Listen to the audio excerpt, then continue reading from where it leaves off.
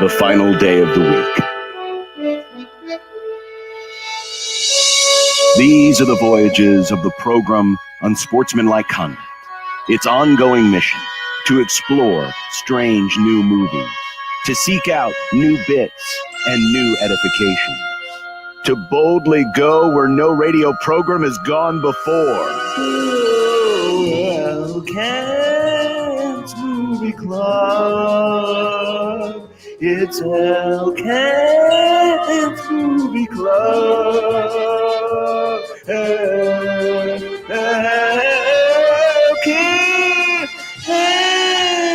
Movie Club. It's Elkent's Movie Club. With Kent Wolgamott of the Lincoln Journal-Star. Good Friday, Kent. How are you? I'm doing well. I'm hunkered down in the basement, letting the wind blow. Oh, my God. This has been ridiculous. Every time I look outside, it's like little tornadoes of snow are happening in my backyard. It's crazy right now, but be careful if you're out in this stuff. Hey, before we get to our movie this week, you're one of the biggest NBA fans that we have on the program. What did you think of the big trade? And do you think that the Nets are a favorite now to win the NBA championship with James Harden? Well, that's a real good question because I'm not sure they have enough basketballs to go around at the Nets. Because you got Mr. going to dribble it into infinity and shoot the fallback in Harden. You've got Kyrie, and then you've got Durant. So, yes, they have talent, but I want to see if it even fits remotely together. Would it surprise you at all, Ken, if they decided to trade Kyrie away? And if so, what would you want to trade him for? They need, from having watched them, what they could really use, especially with those, if you're going to keep Harden and Durant, is somebody inside, big, somebody's willing to go inside and clean up the trash and, do the things, because those two guys would just as soon be out on the perimeter, and yes, it's gone to a spread out game, but you can't win. You can't win in the playoffs without being able to play inside. Houston learned that lesson over and over and over and over. And so the Nets need something to go that way if they are really serious about moving on. And I think they have considerable competition. An hour and a half down the highway, and the Sixers. I think that's a really good team this year. Well, the movie this week is on HBO Max. It's called An American Pickle. This was a Stibbs selection. And as you pointed out last week, Kent, this is actually based on a short story. So the screenplay is adapted from a short story. So this is, unlike a lot of other Seth Rogen films, this is not something that is an original out of his head. Yeah, he didn't even write this. This is I'm not sure if it's adapted by the director or by the actual guy that wrote the story. So whoever it is had a Saturday Night Live connection. I know that the writer did. And then the director of the movie is this is his first movie, and he was a cinematographer on a bunch of Seth Rogen movies, which I'm sure is how he got Seth Rogen to be in the movie. Yeah, the screenplay is by the guy who wrote the story Sellout, Simon Rich. There you go. He gets the screenplay credits. Now Seth Rogen is still producing it, but again, and we can talk about this a little bit later, but I wonder how much of him not having as much of a hands-on aspect in terms of the actual story helped him play two different characters. But Stibbs, this was your movie, so why don't you explain what American Pickle is all about, because it literally is about a guy who gets pickled. It is. It starts out with Seth Rogen's first character in what was the year? 1919. 1919. Well, it started a little before 1919. Yeah. And he it kind of shows his background. He was a ditch digger, a literal ditch digger. Then he saw a very pretty woman at the market and dug a whole bunch of extra ditches so he could buy her a fish, won her over. But she ate the fish. And then she ate the head off the fish just right after she got it. They decide to move to America together, and they live in Brooklyn, and he starts working at a pickle factory, smashing rats with a club for, what was it, a nickel a rat or something like that, or maybe not even that much. But and then the rats revolt and accidentally force him into a giant pickle vat, where as soon as he hits the water, and somehow nobody hears him, even though it's splashing everywhere. Right. Everywhere. The entire factory gets condemned, and they lock it up, and everyone leaves within 10 seconds, and he is stuck in there for 100 years until a couple kids who are screwing around with a drone find him, and hilarity ensues. He ends up finding a family member who is also played by Seth Rogen, who is his great grandson. No, just great grandson. Great grandson. Yeah. And but they're the same age and they look exactly the same. Mm-hmm. And the story moves along from there. He starts a pickle company, and but he's also dealing with the trappings of being 100 years later and how different it is. You've seen this like kind of outline of this story before. Yes, you have. I mean, someone gets frozen. Austin Powers kind of did it. Yeah. Someone gets frozen, comes back in a later decade or era of some sort. And but I like the way this was done, because it was a little bit different. It was ridiculous. They didn't try very hard to like make it believable because they couldn't. Yeah. One of the things that made me laugh out loud by myself is when they do the press conference after they found him, and someone asked the doctor, explain like, so tell us exactly how this actually happened. And then they're just like, they explained it very well, and everyone totally believed them, and no one had any questions. That's science. So they did a really good job of covering that stuff up with like jokes and just kind of moving along, like, everything's fine. Yeah. Don't think about it too hard. But it was good. It's funny, Josh, you kind of mentioned before it wasn't as funny as you thought.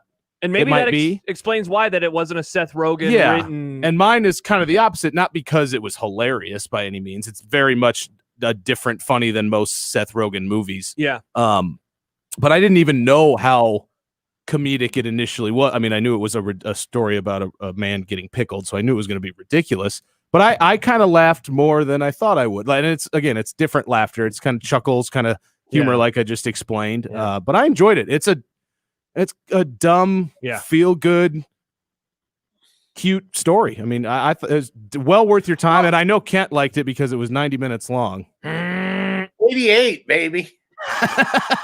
It was short. It was. And I think one of the things that helped it was because eventually the story turns into a conflict between Seth Rogen's two characters and the concept of, what it means to be family, because all of Seth's all of the main character's family is gone with the exception of this great grandson. And so it's really just the two of them, and it's about and so I thought that part of it really kind of, tied everything together, because the initial goal of the main character was to, all of their family was buried in the same small cemetery that had been taken over by progress and was filthy and dirty, and that's right. They had giant billboards hanging over it, and Woodka, Woodka, and hello Woodka. Kind of going back to the point I made earlier, the fact that Seth Rogen didn't have as much hands-on with this, Kent, well, I don't know what you thought. I thought it helped him as an actor. Yes. Because I thought, normally Seth's characters are very similar, no matter what the movie is. Mm-hmm. But he plays two different forms of the same person, but they're very different. They're very unique, and neither one of them are the usual over-the-top Seth Rogen characters that we're used to seeing. I agree 100%. And I also think that maybe one of the reasons that he did this movie, beyond probably friendship with the director, is that it allowed him to be an actor, right? To show that, basically, he's the whole movie, Yeah. None of the supporting characters really have a great impact on what happens in the movie. It's basically that he carries the whole movie, and he managed to make these two guys very different but kind of similar at the same time, which was a pretty good trick, I thought. And then he doesn't play the jokes as jokes, right? Yeah. Particularly when he's Herschel, when he's the guy from the 1919. He plays it so straight that carries the joke, and he has rarely ever done that in movies. Yeah, you got to pay attention. I mean, it's not obvious that there's a laugh line coming. Mm-hmm. I thought the way that you could really see how good his acting was, because I agree with what you said, John, and what you said, Ken. I imagine, Stibbs, you feel the same way. When he, at the end, near the end, when Herschel, the 1919 character, when he shaves his head and he shaves his beard so he looks more like the Ben character, I thought you could tell that it was still Herschel by the mannerisms of him, even before he was speaking. And I was like, wow, that's how you know a guy is doing a really good job. Not a completely different type of movie, but I remember in Face Off, you're watching Nicolas Cage, and I don't remember who the other actor, Travolta. And I thought there were times like, oh, wow, they're playing, Cage is playing Travolta. Travolta is playing Cage. And so I thought I was really impressed by Seth Rogen. I think that this might be the best acting that he's ever done in a movie. Yeah, it's some of the best. When Stibbs sent me the text saying what the movie was going to be, my reply was, Seth Rogen's really good in that. That was his only reply. He goes, great. Seth Rogen's great in that. Yeah, he really was. Yeah, I love the part when you mentioned after he shaved and tried to make himself look like Ben. When they met back up, I think it was after he had got deported. It is. And he Herschel had like the hat and the glasses on, and he like took them off like he was like revealing something incredible.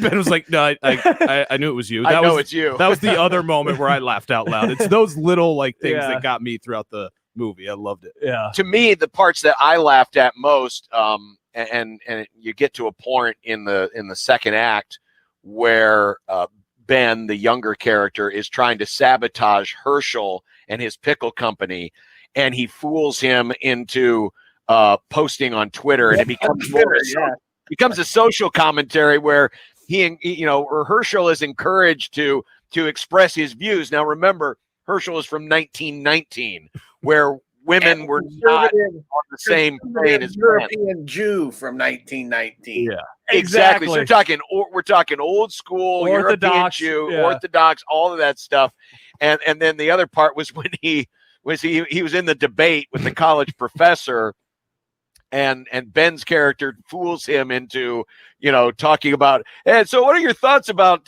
prayer in schools, and it leads to a mob scene rushing after him. So I remember the social commentary.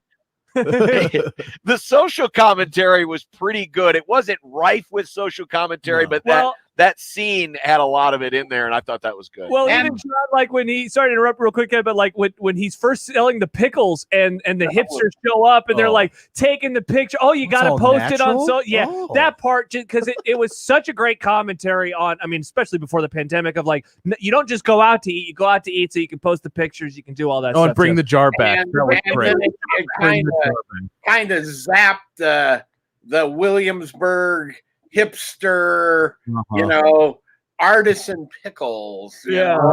Also, I tried them. $4 for a pickle, and I thought, and it was, if they'd have overcooked that, you wouldn't have had as much of. You had to have a story to go along with that sort of social satire, and I think the story, as ridiculous as it was, actually kind of worked because of the family emphasis. They injected enough heart into it, to not too much to make it extremely corny, but enough to kind of keep you interested and not think that this is just one giant ridiculous pickle. It's pretty sentimental in the end, and I think you don't want to get too like deep down into a movie about a guy who's brined as a pickle for 100 years. But the interesting thing that I kind of take away is like when you think about just how only a few generations removed, how different you can be, and how you have this one guy who is like, wait, you're not religious? And then you have this young guy who is just completely out on that, doesn't have any family. And I found that dynamic. I certainly a lot lately have been thinking about like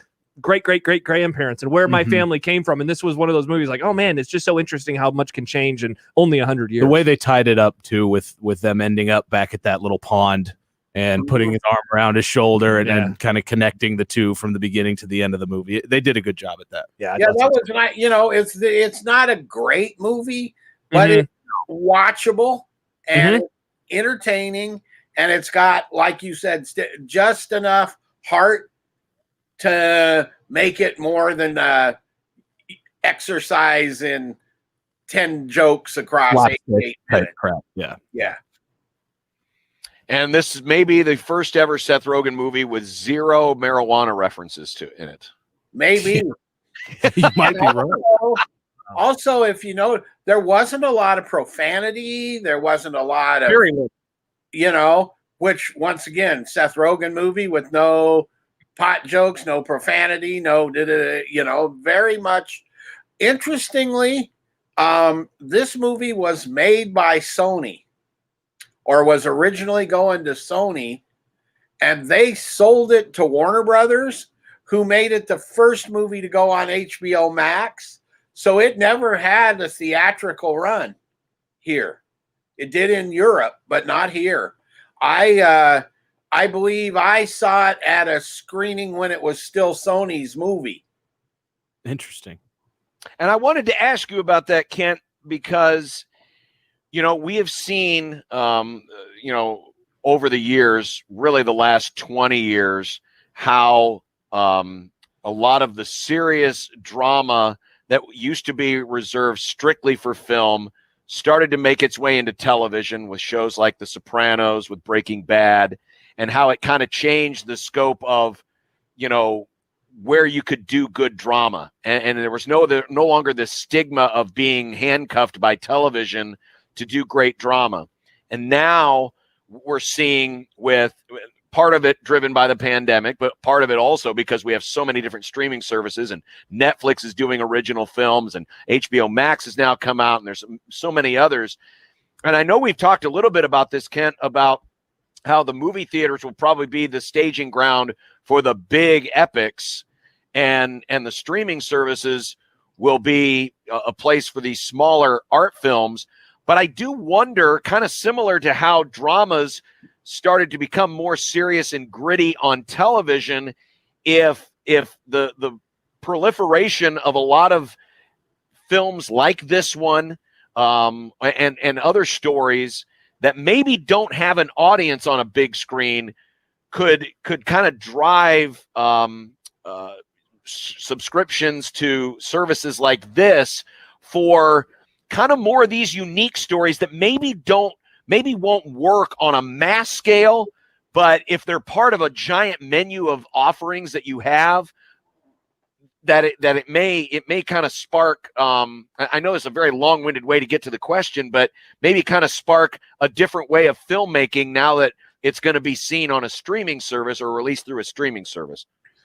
Yeah, I don't know that it'll change it that much technically. I don't think they're going to start shooting it for iPad or whatever, but I do think that philosophically you're right on what, and Netflix really has been the pioneer of this one, but Amazon has started to pick it up, and HBO Max with its purchases have started to pick it up.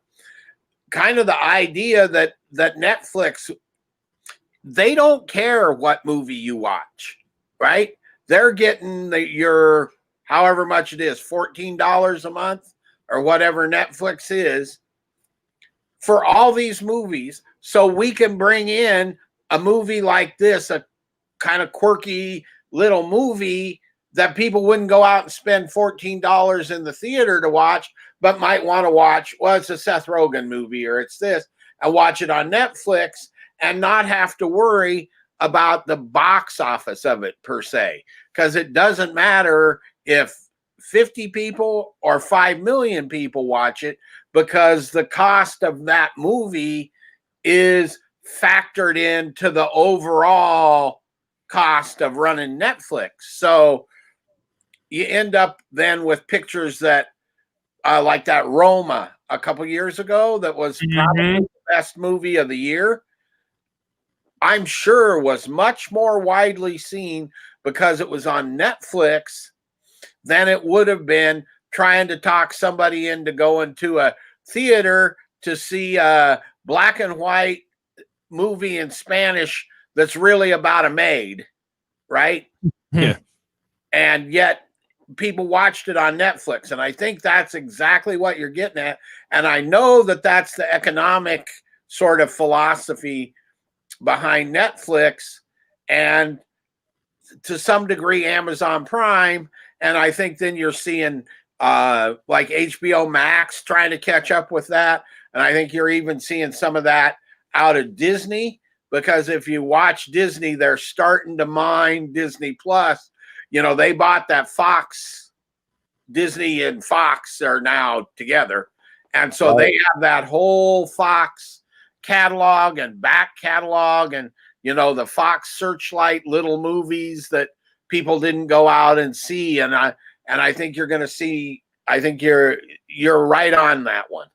Yeah, this seems like, Kent, like one of the perfect types of movies to put in on streaming services instead of the theaters, where the plot and premise is so goofy. It doesn't, I mean, look, watching on a big screen is always fun, but it doesn't lose a whole lot going from the big screen to the theater. And plus, I think with comedies, you know, I think of one of my favorite movies last year was Palm Springs on Hulu, just being able to kind of rewatch those types of movies. So I think that this is short. One that in the, short, hour and a half, hour 45, like these are the types of movies that I think are really going to benefit from going to streaming instead of going, you know, into a regular theater. Another type is one that we watched quite a long time ago, another Stibbs offering, The Platform. Mm-hmm. That would never have played widely theatrically in this country. Never. No. Thank God it was on would have Netflix. worked in. It would have worked. That one scene would have worked in 3D. But well, speaking of that, now this was Stibbs' selection this week. Mm-hmm. So Josh, now we're instituting something new. Stibbs, do you have the wheel ready? Yep. So we've been told many times. The wheel's over here, by the way. It's behind. Yeah, I'm just gonna spin it off screen, right? Nope, the other right side. here. No, it's over right there. Yeah, there you go. Yeah, it's right or here. your left hand over there. You see, my left hand's gonna go over here, and it's gonna just spin this wheel. Anyway, we have 18 spots on the wheel. Old Man Doug, because he's one of our great sponsors, he gets 17 spots on the wheel for I hope you're the listening, Beastmaster. Doug. But Josh, you get to pick the one empty spot for your selection, and we'll see if it comes up on the wheel. Do you have a selection for the wheel? I mean, I don't even want to pick one. Let's spin the wheel, and I guess if it lands on me, then I'll pick a movie. But I guess we're why don't you pick a movie first? Let's put a movie up All there. right, fine. So the movie that I'm picking, I used to see a trailer for this. It seemed like every time I went to the Alamo a few years ago. It's called The Invitation. It is streaming on Netflix. It looked weird and kind of creepy, a thriller. I think it's under 2 hours, so I think we'd all enjoy this. But I guess we're probably going to be watching Beastmaster. It's a shame we probably won't be able to watch let's. All right, Stibbs, spin the wheel. All right. Here it goes.